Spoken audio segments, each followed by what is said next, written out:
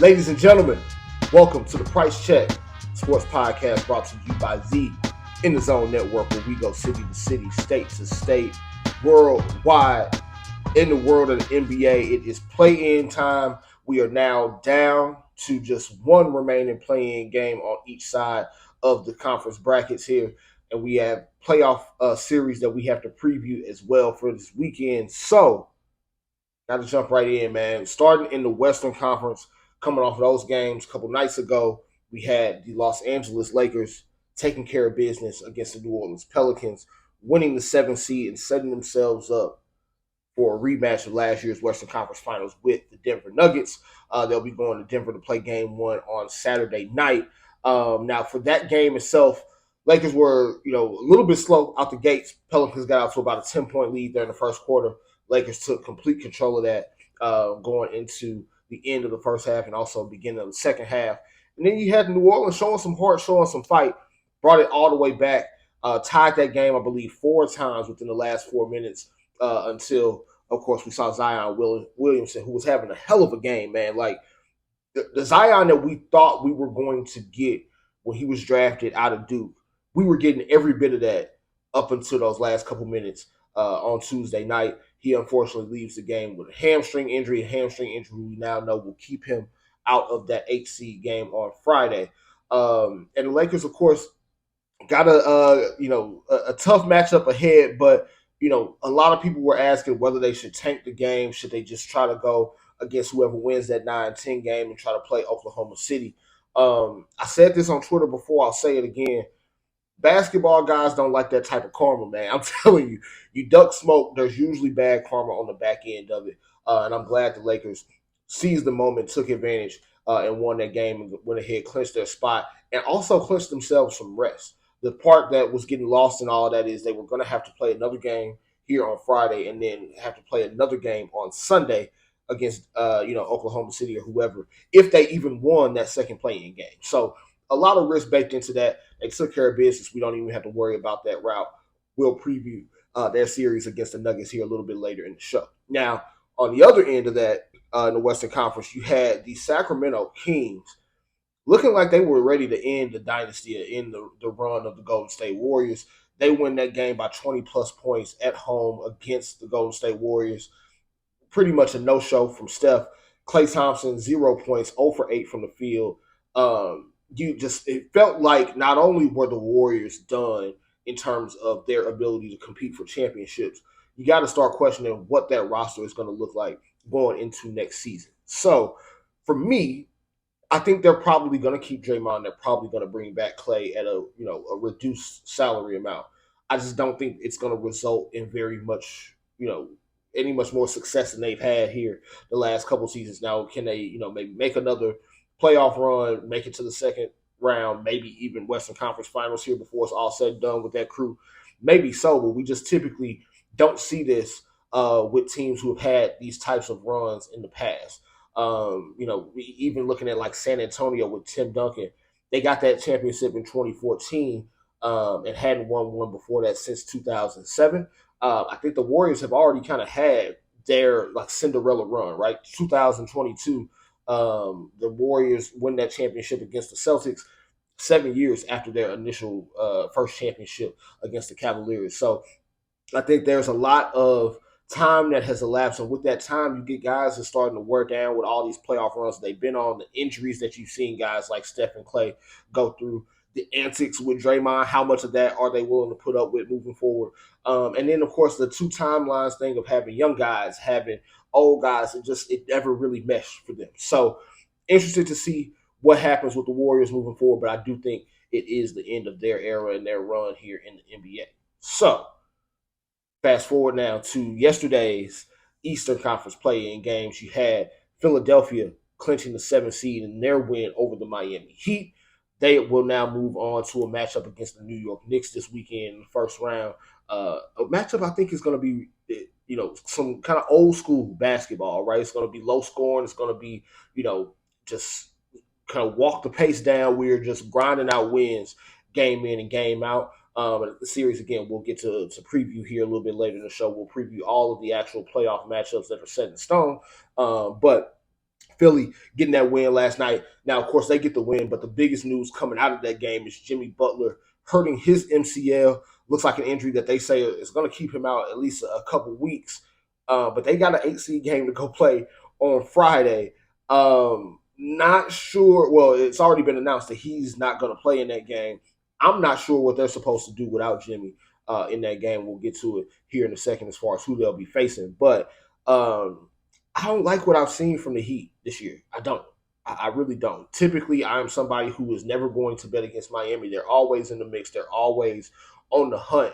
But this year just feels different. They haven't had consistent lineups all year. They've had guys in and out. Tyler Hero has missed games. He came back last night and stunk it up from the field. Jimmy has been in and out, and even when he has played, has not looked like the Jimmy Butler that we have seen in the playoffs the last few years. So I think Miami's in trouble, and I really don't like what I'm seeing from them, even with Jimmy Butler. So to not have him in that 8 seed game here tomorrow night, not really thinking that this is going to be an outcome that turns out in their favor. Now, Philly got a great Joel Embiid game last night, 23 points, 15 rebounds, 5 assists, looking like the MVP caliber Embiid that we know and love. So interested to see how that playoff series ultimately looks between them and the Knicks, because he is going to be the focal point of it on whether or not they're able to come out of that series victorious. So now, last night you also had last of these, I guess what we would consider first round of the play-in games. You had the Bulls knock out the Hawks. An outcome a lot of people probably predicted. I know I did. I didn't think that the Hawks really had much coming in terms of potential leap into the playoffs. They are now going home after letting Kobe White just absolutely annihilate them. 42 points in that game last night. Shout out to Kobe White. Definitely think he needs some love for most improved player. People were talking about Tyrese Maxey. We knew Tyrese Maxey was good last year. We did not see this Kobe White at all last year. He has stepped it up in a major way for that team without Zach LaVine. And so now you have a matchup, Bulls and Heat, going into the 8 seed in the or going for the 8 seed, in the Eastern Conference. You got Kings and Pelicans fighting it out for the 8 seed in the Western Conference. Both the Pelicans and Heat have injured superstars in this game, and I'm actually going with the opposite teams with that news. So Kings, I think they're going to go into New Orleans and beat the Pelicans with no Zion, especially with no Zion and Brandon Ingram looking, a little shaky the way he has coming back off of his injury. I just think, the Kings, while they are also still shorthanded, they've been playing shorthanded for a while now and have still been able to put up points and stay in these games consistently. So I think I'll pick the Kings to win that one, clinch the 8th seed, set themselves up with the first round playoff series starting in OKC on Sunday. And then Bulls, man, they've been hanging in all these games year in, year out, and especially this year with no Zach LaVine, they have been resilient and really testing a lot of their opponents. And I just think this Heat team, they just don't have enough, at least offensively. They're going to make you, fight for it. They're going to make you grind it out in terms of how they play defense. But I think this Bulls team can score with anybody. They may not be the best defensively, but they have been in each and every single one of these games down the stretch here to end the regular season, and also great showing last night in this play-in game. So both of these teams, Kings and Bulls, I'm predicting them to go on the road and win those respective 8 seeds in the Eastern and Western Conference. So that'll do it for the play-in. We'll take a quick break, and then we'll come right back and predict the remaining playoff matchups. Okay, ladies and gentlemen, look, viewers of the Price Check, thank y'all for supporting us. Thanks for subscribing on YouTube, catching our reels on Instagram. We got some good news here. We're taking our talents of the Price Check to TikTok. So what we're going to do there, we got a nice little, fun little wrinkle that we're starting here in the playoffs. We'll keep it rolling as long as people show interest in it. But nice little wrinkle, some different videos and content that we plan to use is TikTok content only. So make sure you follow us at TikTok at Price Check Pod, same handle as the Instagram account. We're going to drop some exclusive content on TikTok here starting first round of the playoffs next Thursday. So make sure you follow us on TikTok, continue to like, share, subscribe on YouTube, continue to follow us on Instagram. We got some great content coming. Now back to the show. Okay, ladies and gentlemen, we are back.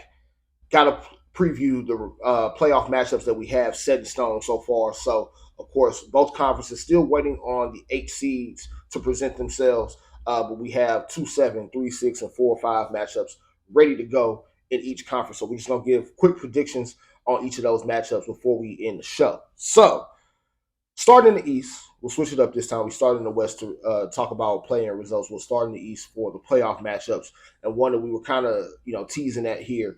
76ers going as the 7th seed into New York to play the New York Knicks. I think I'm going to take the Knicks in 7. Here's why. The Knicks have been playing, like a lot of these teams, playing shorthanded for a while. They have not had Julius Randle. They had OG Anunoby in and out of the lineup. A lot of their guys that have missed time. Mitchell Robinson has also missed time too. He's back now. But, they've got a lot of guys that have been in and out of the lineup. The one constant for them and the one constant that I don't see a answer for on the Philadelphia side right now is Jalen Brunson. Jalen Brunson has been a top 5 point guard in the league this year. He's probably going to be a top 5 MVP candidate. Do I think he should win? Probably not. You can make better arguments probably for Shea, Jokic, those types of guys. But he has been putting that New York Knicks team on his back the entire, basically, second half of the regular season. I don't see that stopping here in the playoffs. And I also think we have to potentially be concerned about Joel Embiid getting re-injured at some point in this series. And the Knicks front line, while they don't have a dominant center, they have bodies that they can throw at Joel, make it tough on him. And we also need to see if Joel is going to wear down as we get, into this series playing every other day. Is he going to be able to sustain the high energy level, the high point totals, things like that Philly's going to need to be able to win the series?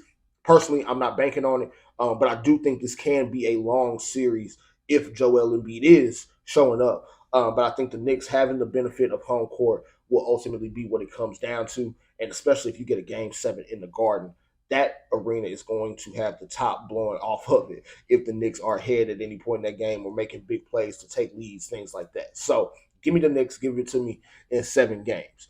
Now, Pacers versus Bucks. We've already been, told here. Woj broke the news yesterday that the Bucks are planning to start this series without Giannis Antetokounmpo.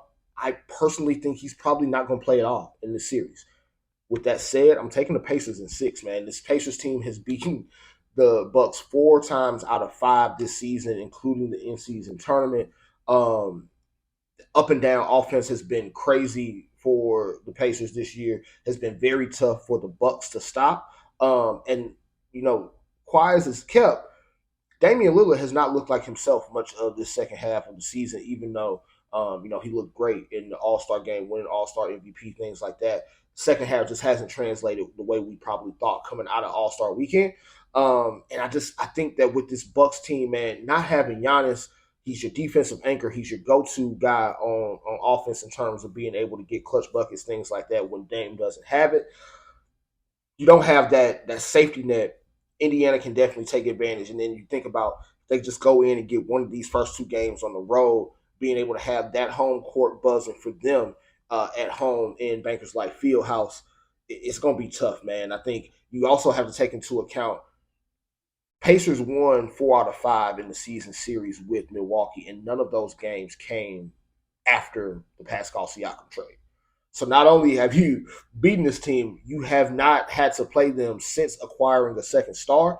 And I think Pascal Siakam having success the way that he had even in Toronto against Milwaukee and just his individual play. Now you're adding that to a scenario where this is an added weapon for a Pacers team that did not have him going into that season series in the previous 5 games. I'm taking the Pacers. I'm taking them to clinch it at home in Game 6. So, final preview in the Eastern Conference, we've got Cavaliers and the Orlando Magic.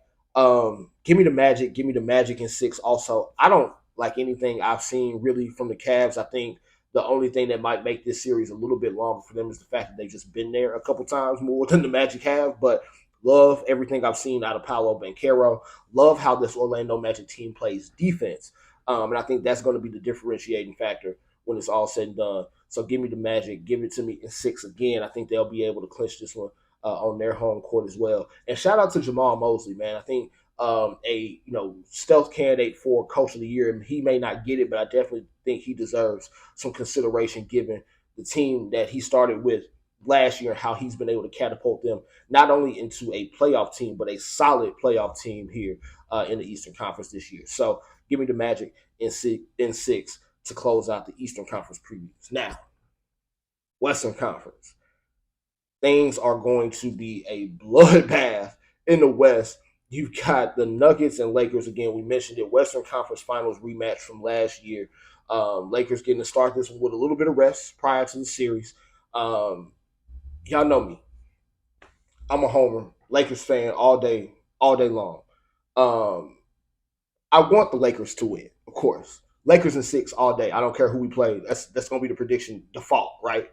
But this Nuggets team, Jokic, of course, probably going to win another MVP this year. The wild card for them is, how truly healthy Jamal Murray is, and what type of game they get out of their bench unit throughout this series. But as a Lakers fan, what I am hoping for is this bench to, being a little bit more inexperienced than the role players they had last year, coming up a little bit short for them in terms of need. And maybe hoping that having a guy like Gabe Vincent this time around allows you to play a little bit better one-on-one defense with Jamal Murray throughout the series. So picking Lakers in six, I don't feel great about it. But how can I not pick the team?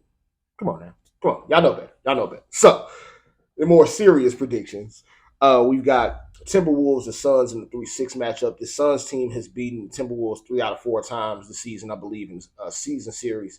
I'm picking Suns in 7 in this one. Part of the reason I think this is going to be a long series, I think this is one of those styles make fights types of matchups. Timberwolves have been one of the best defenses in all of basketball all season long. Suns not great at defense, but they have obviously 3 go-to scorers that they can go get 20 to 25 points from at any point that they need it. I do think that experience factor of guys like Kevin Durant, Devin Booker, Brad Beal is going to be able to catapult them to a series win. I just think, a guy like Anthony Edwards is going to be able to get you a game or two. Their defense alone, especially at home, the way that arena is probably going to be buzzing with them having home court advantage, is going to be able to steal them potentially a game or two. But Kevin Durant, especially if he's going to be guarded by Karl Anthony Towns, is probably going to light you up. Devin Booker is probably going to light you up. And Brad Beal basically being able to play kind of third fiddle, so to speak, and just pick his spots a little bit. I do think that's going to be a lot for Minnesota to stop. And ultimately, I do think the Suns are able to pull that out. But I honestly don't love the long-term outlook for either of these teams in terms of what it means getting out of this series and into the next for the playoffs. So my prediction, Suns in 7, but even if they don't win, Minnesota does. I think whoever wins the series probably loses to either Denver or the Lakers in the second round. So last series to predict here in the Western Conference before we go, Clippers and Mavericks. We get a third installment of the series. Of course, first time we got it in the bubble. Luka absolutely put on a show against the Clippers. Of course, fell short in that series. Also fell short the following year when he played them, even though they jumped out to a 2-0 lead in that series and we thought the Clippers were going to be done. I am picking the Mavericks in this series partly because we don't know what, if at all, we're going to get Kawhi Leonard in this series. We don't know what kind of Kawhi is going to show up if he is healthy, and if he's not healthy, I don't really see the Clippers having much of a chance because I don't think James Harden is going to show up. We've seen his moves before in the playoffs. Box score is going to look like a lot of tour dates in terms of field goals and field goals taken. And I think now not only having Luka but having Kyrie to put pressure on the Clippers defense, just going to be a lot for them to handle and a lot that they may not be able to overcome this time around. So I'm taking the Mavericks in 6 in that one as well. And we could potentially be looking at something like maybe even OKC versus Dallas in the second round. Would love for it to be Lakers versus Suns or Lakers versus Timberwolves in the second round. But of course, even if we get Denver versus either of those two teams, is going to be great. The Western Conference is going to be a bloodbath, man. Eastern Conference, I think whoever comes out of Bulls Heat tomorrow night is just a sacrificial lamb for the Boston Celtics. The Kings, I think, are going to probably push the Oklahoma City Thunder a little bit in the first round. If that ultimately ends up being the matchup, would be great if we could get a healthy Zion after the Pelicans would win the Friday night play-in game against Oklahoma City. But, of course, that might be wishful thinking. So we will get into all of these playoff matchups this weekend. And, of course, we'll be back here on the Price Check next week to break it all down as these series get started. So, until next time, ladies and gentlemen, thank you for tuning in to the Price Check here on YouTube. Make sure that you continue to like, share, subscribe. Also, as we mentioned briefly during our break, make sure you like and follow the Price Check Pod TikTok page. We are going to drop some exclusive content there moving forward here, starting in these playoffs. So, until next time, ladies and gentlemen, I am your host, Josh Price. Checking out.